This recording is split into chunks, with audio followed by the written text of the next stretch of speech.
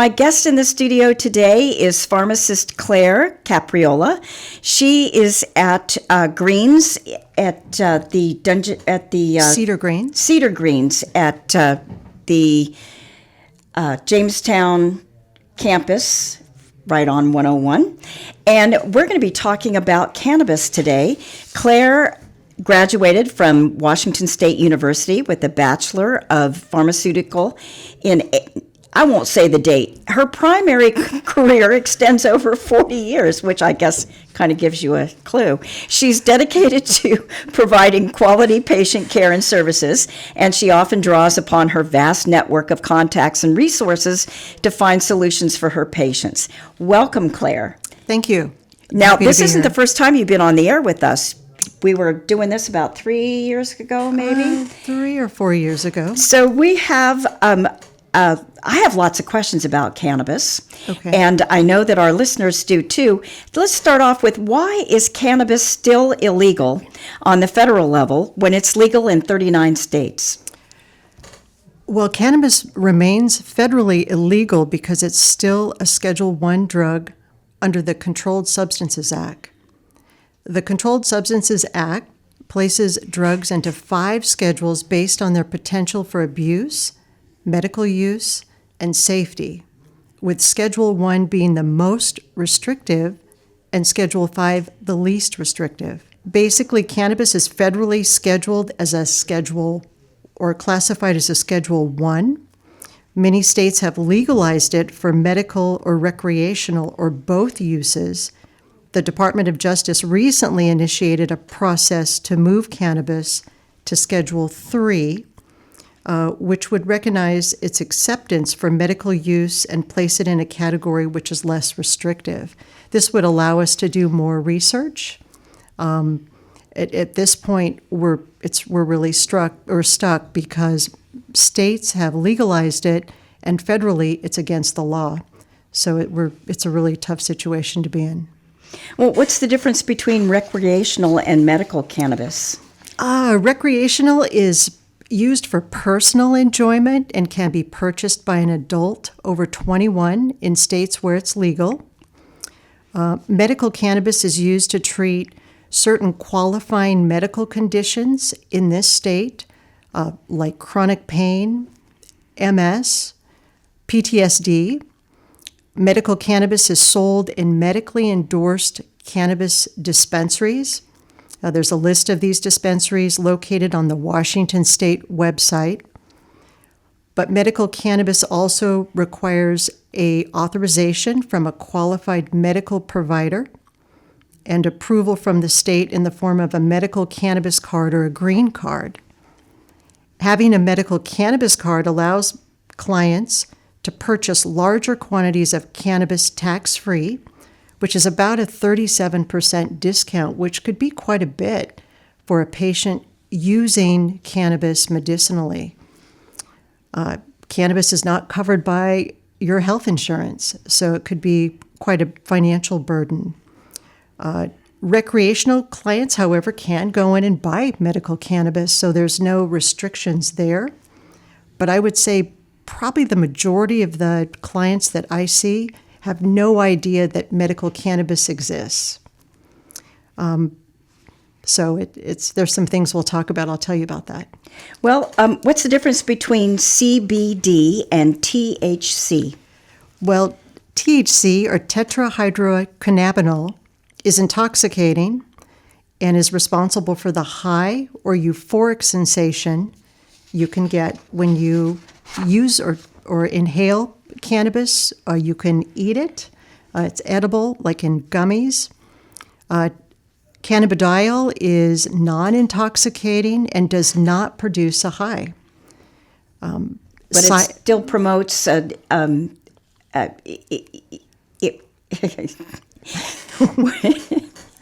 where it's helping with pain.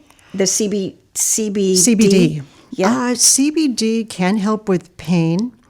It can, at higher doses, create drowsiness. So, I'm sure everyone's been to Sunny Farms locally, and you'll go to the cash register and you'll see a little CBD, CBN gummy for sleep. Higher doses of the CBD can cause drowsiness and help reduce anxiety, but you'll never feel high from consuming or using CBD. Okay. Yeah. I know so little about it. I'm not asking very good questions. No, So, like, say, for instance, if you have lower back pain, what would you suggest if someone came in and said, "I have lower back pain. I've never taken anything before"? What would you suggest they do? So this is really what I do at Cedar Greens. I'll have clients come in that have never used cannabis, and really it's about educating you about how to use it. If using cannabis can interact with some of the medications that you take chronically, for instance, you may come in and we'll sit down, we'll look at your medications, and you might be taking a medication for blood pressure. CBD, because it can cause relaxation, can drop your blood pressure. So it would be one of those things to make sure that you monitor on a daily basis if you're using CBD for pain. I think now would be a good time to remind people what you told us the last time you were here. Keep a journal. Yes, so I always recommend that you have some type of journal or a way of recording the products that you try. You can write down the name of the product, the strength of the product, how often you take the product, and write down how you feel. It may be that you don't really feel anything. Write that down as you slowly, if you start at a low dose and slowly increase that dose, once you get to the dose where you start to feel something, usually you stop. So it's a low and slow progression as far as dosing goes, and everyone's different. Okay. So it's really hard for me to sit here and tell you exactly what you should take. Right. Right. Right.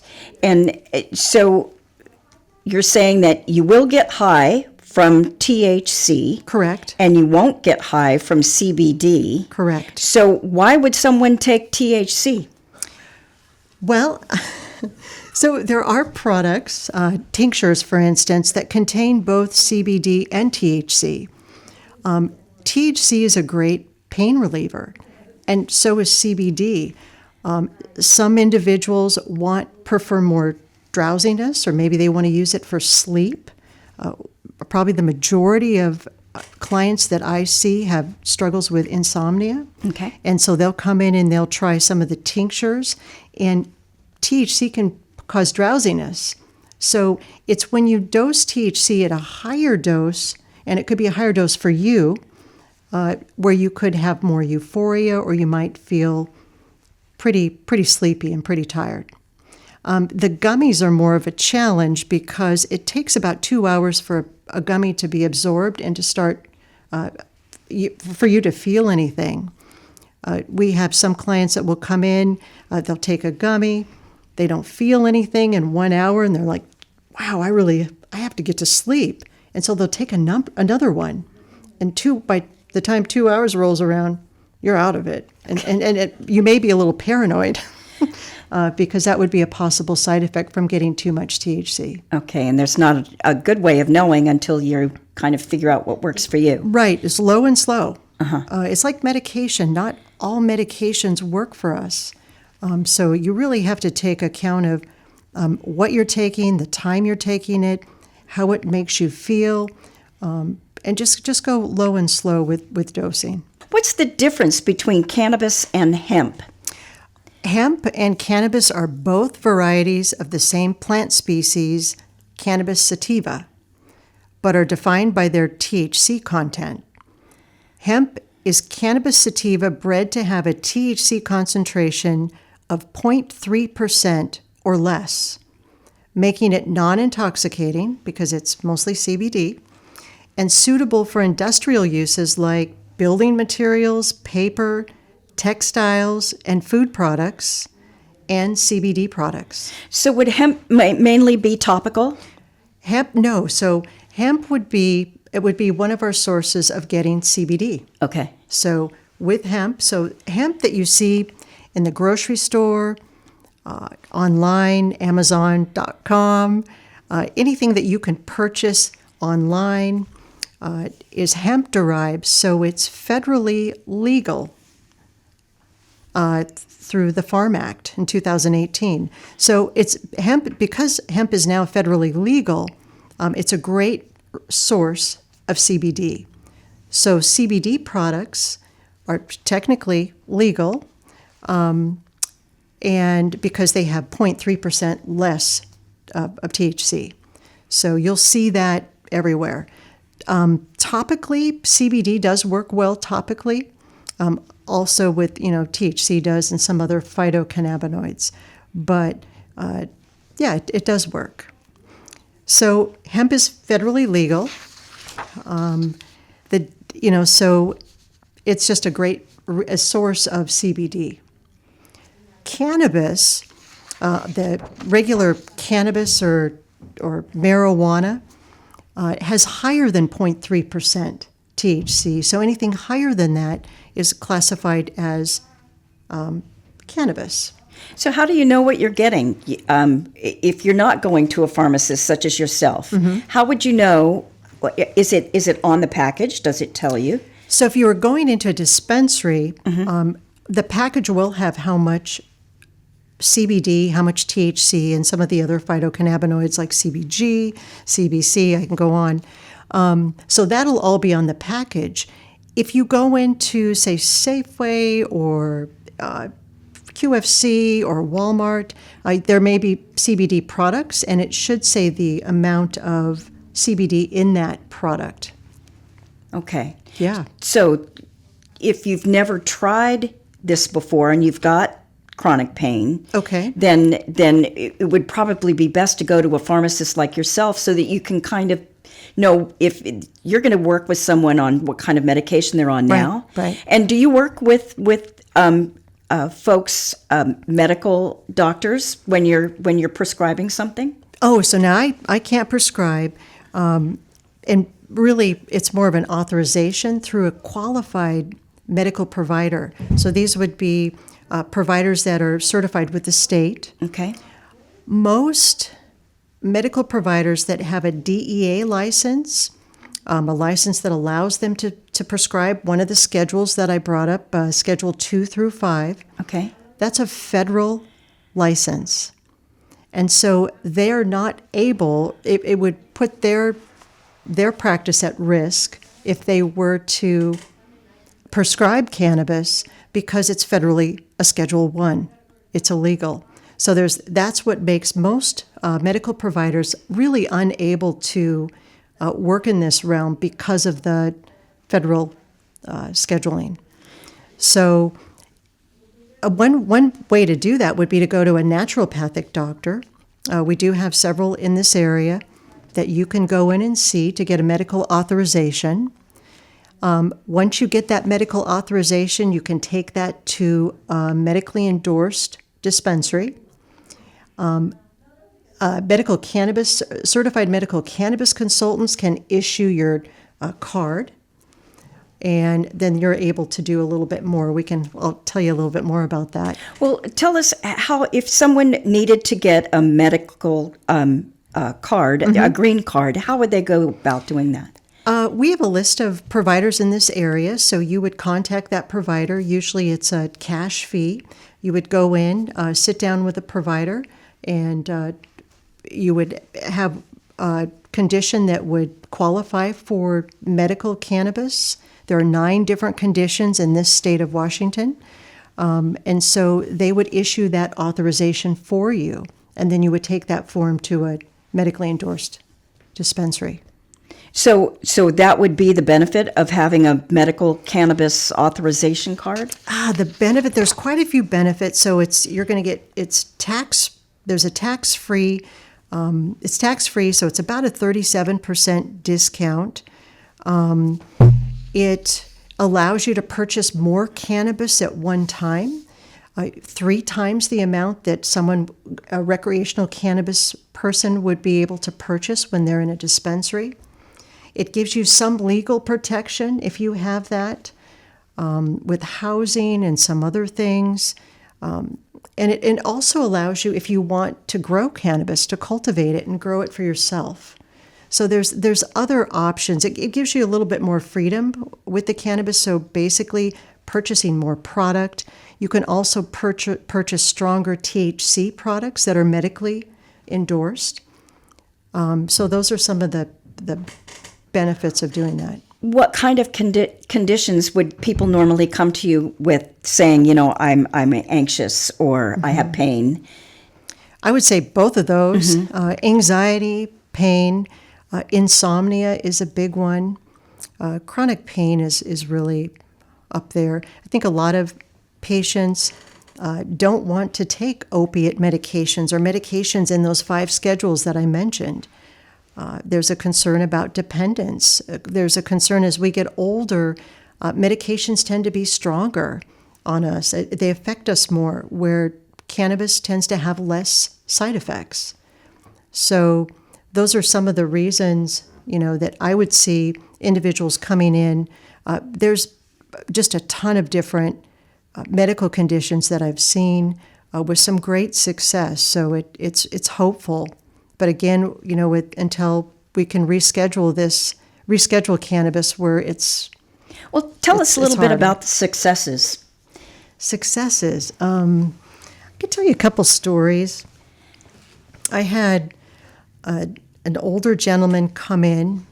He was a professional soccer player, and I believe he was over 90, and he was going on a cruise, and had so much chronic pain that he just didn't want to go. And he came in, we ended up coming, agreeing, or I kind of pointed him in a direction of a tincture, that kind of a low and slow type tincture that changed his life. So he was able to go on the cruise. He had a great time. So it improved his quality of life with not too many side effects, which was great. Just numerous accounts of individuals it changing their life and being able to reduce some of the pain medication that they're on.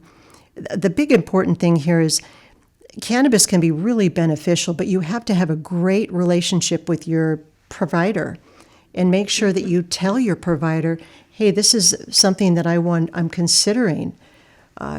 So never to stop your medications, don't do that. Always check with your medical provider. But if you're going to add cannabis to your regimen, make sure you let them know too. So it's a team effort. So I'm a little bit confused. You need to go to your provider before you can get on. You need to go to a medical cannabis certified provider. Right. So, okay.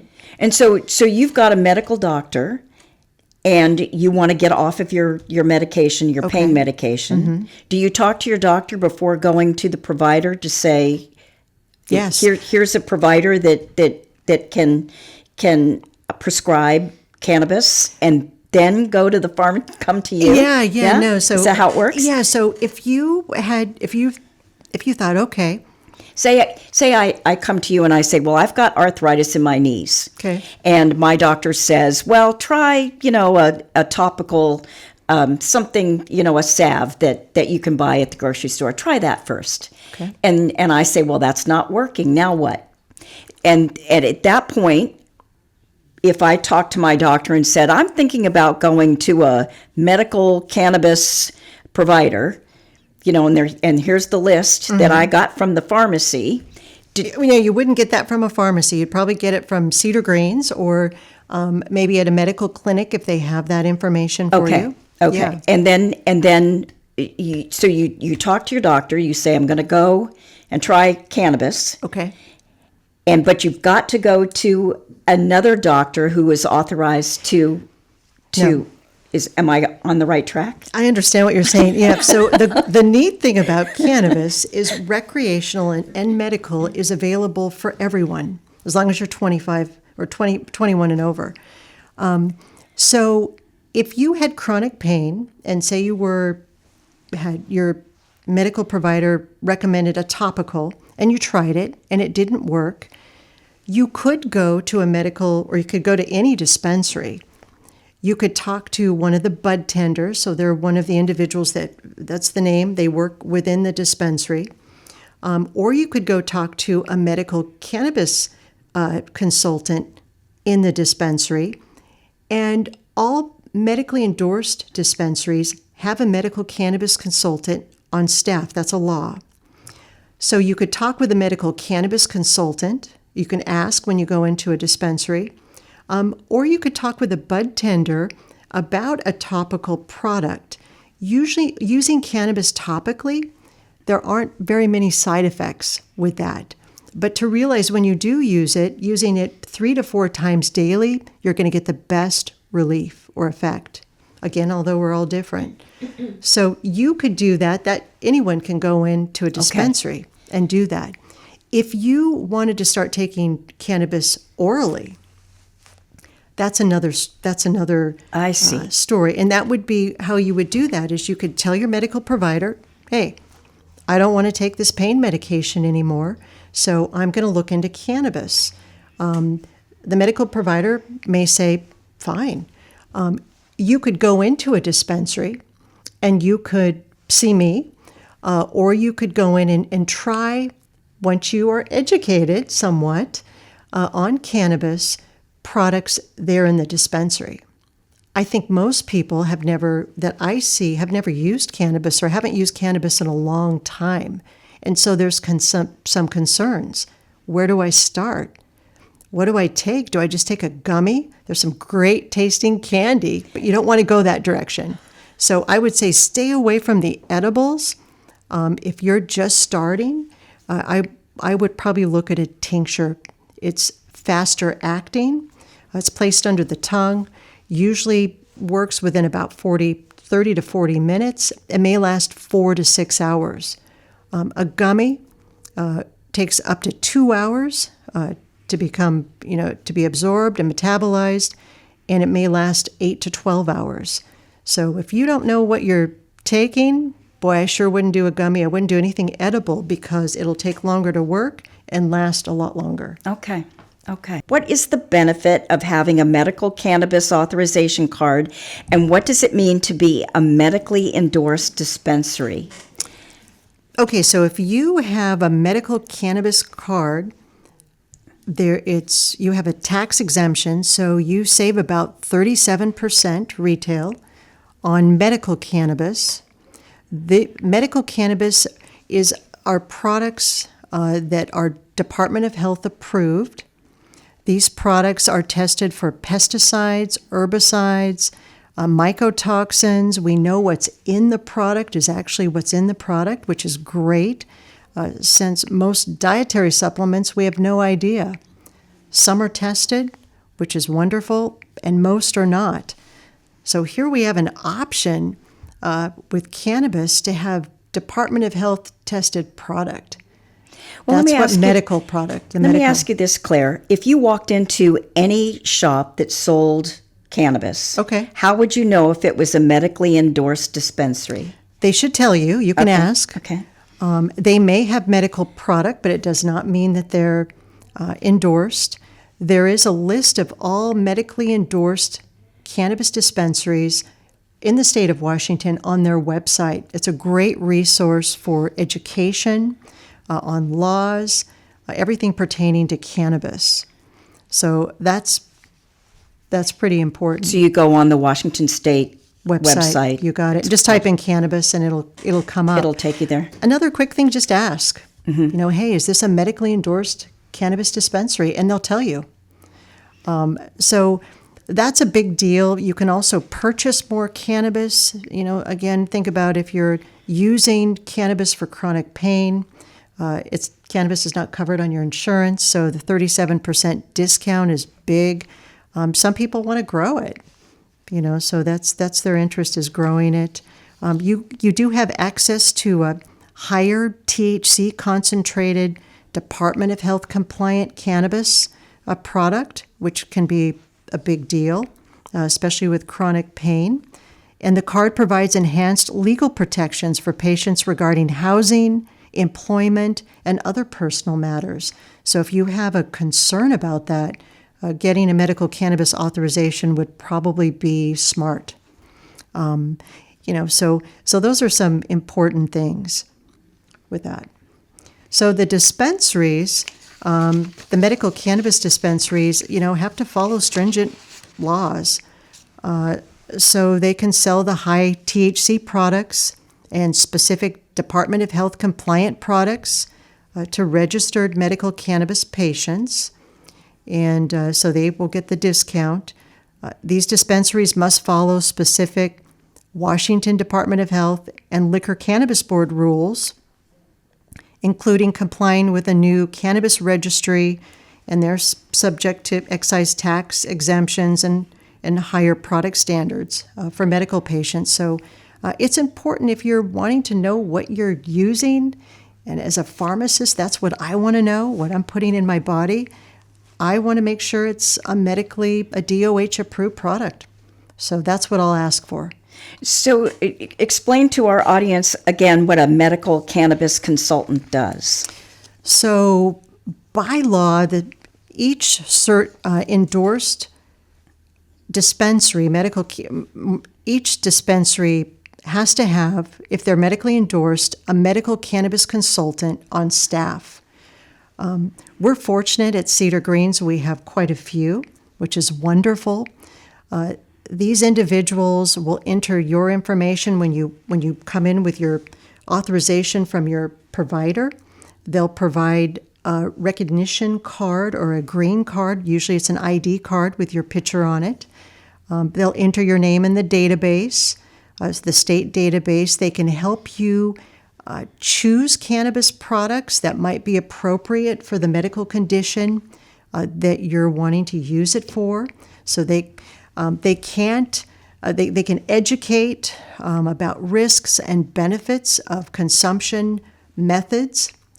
If you're inhaling it versus a tincture versus an edible, so they can do that. They can provide safety advice as far as proper storage, and keeping these products away from children and pets. They can help with medical state laws. But remember, they cannot give medical advice or diagnose conditions. That's for your healthcare provider. They cannot recommend that a patient stop their medications and start taking cannabis, so they can't do that. They can't open and demonstrate anything about the products there in the store, and they cannot do any consultations outside of the licensed and medically endorsed retail store. So they can just maybe point you in a direction, but they cannot give any medical advice. So if you are traveling, for instance, and you go to a state where cannabis is against the law, and you have a green card for medical marijuana or medical cannabis, what are the laws that say, can you go, like, say, to a state that say I'm going to go to Kansas? Now, in Kansas, you can't use cannabis in Kansas, correct? And so I go from Washington State to Kansas, and I'd like to say hello to my mother-in-law right now. And so what happens? I'm taking cannabis for pain for my arthritis, and I go to Kansas, and I've got a medical. That medical cannabis card is only good for the state of Washington. Okay, well, we learned something. Yeah, every state is different, and if it's illegal in that state, it's under that state jurisdiction. So it's illegal for you to have that. Okay. Yeah. Well, let's listen to Sublime, Smoke 2 Joints. I'm Olive Martini. My guest in the studio today is Claire Capriola. She is the pharmacist at Cedar Greens here in Sequim. And we've been talking about cannabis and all of the things, and if we've confused you at all, because Olive Martini's a little bit confused as to all of the things that you've got to know to stay within the law and all of those kinds of things. But Claire, tell us what Cedar Greens does for the community. Yeah, it's really an awesome service. So I've been there for over 5 years now. I've been doing this on roughly about every other Friday. So if you have questions regarding, if you're interested in using cannabis and you take chronic medications, or even if you don't, but you want to get more information, I'm available. So it's 1-hour appointments. There's no cost. Usually clients will come in, they'll bring in a list of their medications, and we can go through that. I mean, in this day and age, when can you sit down with a pharmacist? I mean, pharmacists are so busy. Retail is just so busy, especially this time of the year with vaccinating. And we understand you're one of the few pharmacists that do this. Yeah, I don't know of anyone that does this. Okay. It's educational. I'm not there to tell you what to do, but just to educate you so it reduces risk and harm going forward. And I think just to have that service is a big deal, especially when, medications are so, it may not work for you, or you have side effects. It may increase risk of falling, might upset your stomach, or they just may not work. Or you've taken it for so long, you're not sure if it works at all or not. So if you take other medications, you want to make sure that taking cannabis is safe. Right. There are drug interactions with cannabis. We see most of the drug interactions with CBD, which is pretty interesting because it's so available everywhere. As I mentioned before, it can lower blood pressure if you're taking CBD on a daily basis. I have seen a client or two with Parkinson's that have been interested in using CBD. Usually they require higher doses, and those higher doses can cause GI upset and diarrhea, which makes it really limiting to what you can use. So I think it's important to have a great relationship with your medical provider, to work with them, and also get more information. There's a great website called projectcbd.org. It's got good information. Learn about cannabis. Do some reading. You can ask questions. And always, if you decide to go in that direction, when you are taking medication, it's probably best to check with your medical doctor or your pharmacist. Okay. Yeah.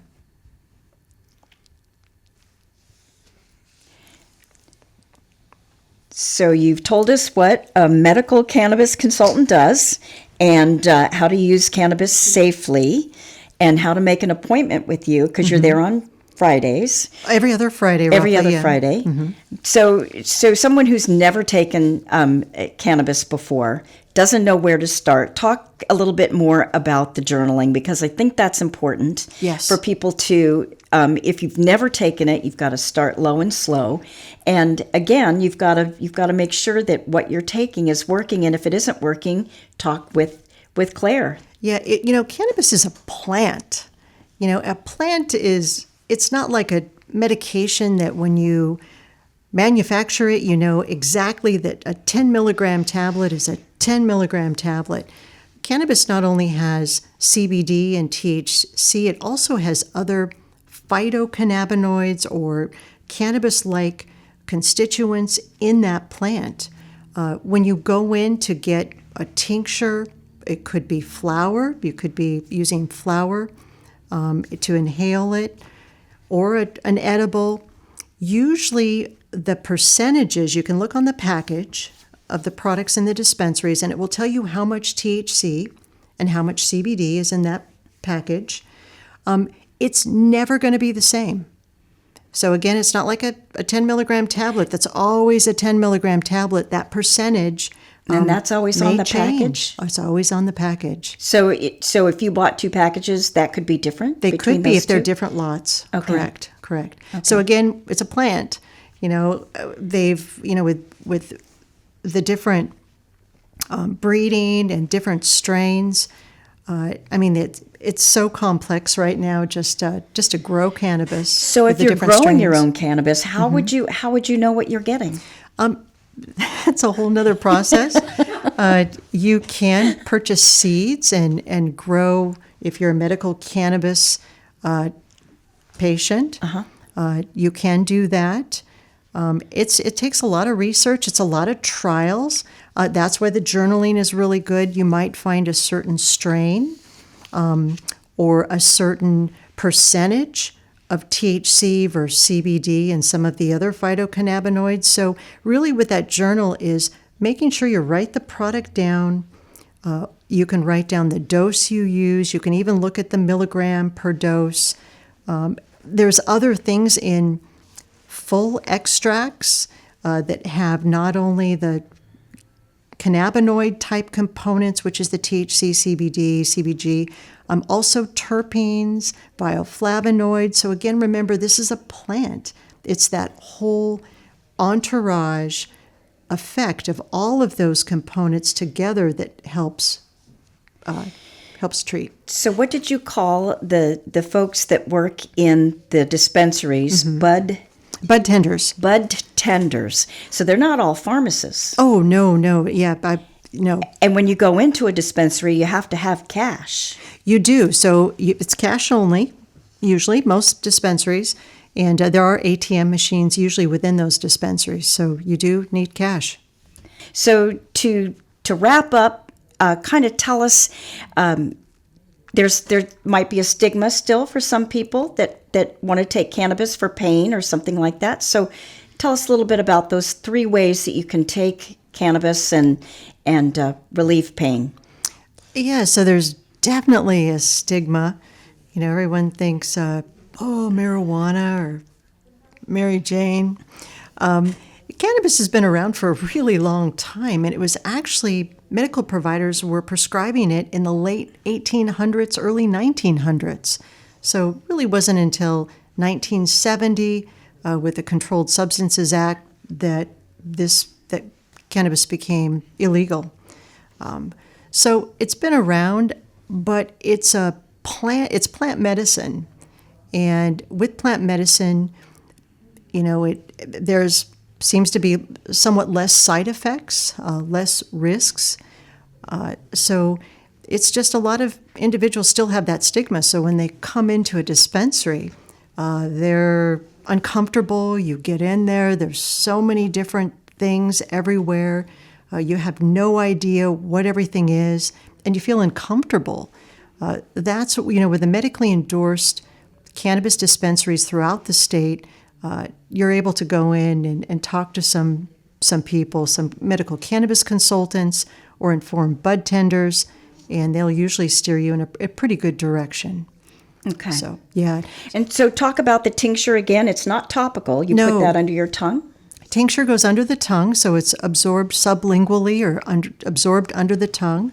It's got a quicker onset of action compared to, say, an edible, which can take up to 2 hours. And you could dose it a little bit. You're able to somewhat control how much you get. So there it comes with a little measuring dropper, so you can use that. And you talked about inhalers, too. Yeah, so cannabis, a lot of individuals will smoke it or inhale it. The safest way to inhale cannabis is to use a vaporizer. A vaporizer is a little device, can be a large device, that heats cannabis just below combustion. And then what you're doing is you're inhaling the vapors from that process instead of burning cannabis. Whenever you burn cannabis, like smoking a cigarette, or you're burning it, and when you burn anything, it creates carcinogens. That actually can affect or irritate your lungs. So the safest way to inhale cannabis, if that's an option or something that maybe you've been smoking a lot but want to do something to help prevent that irritation to your lungs, you would look at a vaporizer, not a vape pen, but a vaporizer. And you can ask the bud tenders at the dispensaries. Yeah. Okay. And so to let our listeners know that Cedar Greens has a great. They can come and see you every other Friday. You said, and it's free to go down and talk with the pharmacist to find out a little bit more about cannabis and see if it's right for you. So, if you could let people how they can make an appointment with you. Just you'd call the dispensary. Just call them and say you're interested sitting down and meeting with me. we'd be more than happy to get you scheduled. Usually it's every other Friday. They're 1 hour appointments. We have the really cool thing about Cedar Greens is we have probably one of the largest medically endorsed products, assortment of products in our dispensary, which is really awesome. But there's also a consultation room, so it's a closed door. You get to walk into a beautiful space, and it's quiet, and we just get to sit there and talk about cannabis. Well, Clara, thank you so much for coming in. You've answered a lot of questions. You've still left me with some, but if you have questions, do make an appointment with Claire at Cedar Greens, right there right by the Seven Cedars Casino in the Jamestown campus. And I want to thank you so much for coming in. Yeah, my pleasure. It's a privilege to do this, so thank you very much. Well, the Wellness Radio Forums are on the second Wednesday of each month at 2 p.m. And brought to you by the Dungeness Valley Health and Wellness Clinic, which is open on Monday and Thursday evenings. The doors open at 4:30 p.m. No appointments are needed. It's also free. It is SQM's free clinic, and they serve anyone who has no health insurance or is underfunded. So if you still have questions, give Cedar Greens a call, talk to Claire, and hopefully we answered some questions for you. Here is Herb Albert and the Tijuana Brass. More and more, amor.